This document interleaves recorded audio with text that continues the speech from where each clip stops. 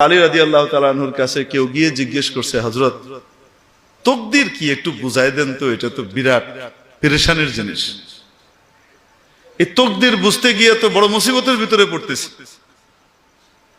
কারণ আল্লাহর হুকুম ছাড়া কিছু হয় না। আল্লাহ সাহায্য না করলে নেক কাজ করতে পারবো না। তো আবার গুনার কাম করার কারণে আমি কেন জাহান্নামে যাব? আল্লাহর হুকুম এই করতেছি, এই মুসিবত বুঝবো কেমনে? হযরত আলী রাদিয়াল্লাহু তাআলা তাকে প্রথমে বললেন, বাহরুন আমিকুন লা তালিজহু, তাকদীর এমন এক গভীর সাগর, তল খুঁজে পাবা না, ডুব দিও না। আল্লাহ নবী যা বলছে অট্টুকের উপরেই থাকো, বিশ্বাস করো, বাস। আল্লাহকে ভালোবাসো, মহব্বত করো, আল্লাহ যা কইছে তাই আমি মানি, এটার উপরে থাকো, বেঁচে যাবা। অনেক সূক্ষ্ম জিনিস, তোমার মাথায় ঢুকবে না।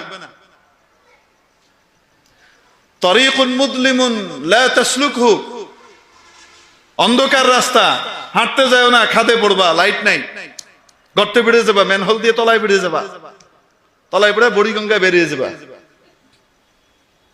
বুঝেননি? তাও একটু যদি বুঝাই দিতেন। আচ্ছা ঠিক আছে, দাঁড়াও। দাঁড়াইস, এক পা উঠাও, উঠাইছি, আরেকটা উঠাও। কেমনে উঠাও? উঠাও না, ওইটা উঠানোর তো ক্ষমতা নাই। কেন? করলে তো পড়ে যাবো। এই তাকদীর, এটাই হলো তাকদীর।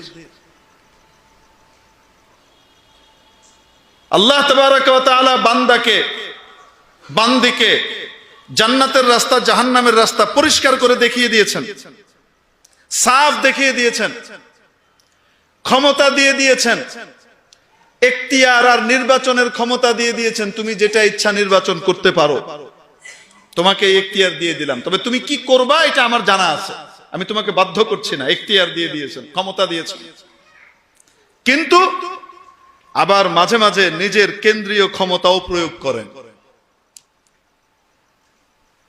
বান্দা, তুমি যদি নেক কাজ করতে চাও, আমি তোমাকে হেল্প করব, আমার হেল্প ছাড়া তুমি পারবা না। আর যদি তুমি মন্দ কাজ করতে চাও, আমার ক্ষমতা আছে বাধা দেওয়ার, কিন্তু আমি বাধা দিব না। কারণ পরীক্ষার হল, তুমি উল্টা লিখতেছো, পরীক্ষক বলবে না উল্টা কেন লেখো, বলেন না কেন, তোমার এখতিয়ার।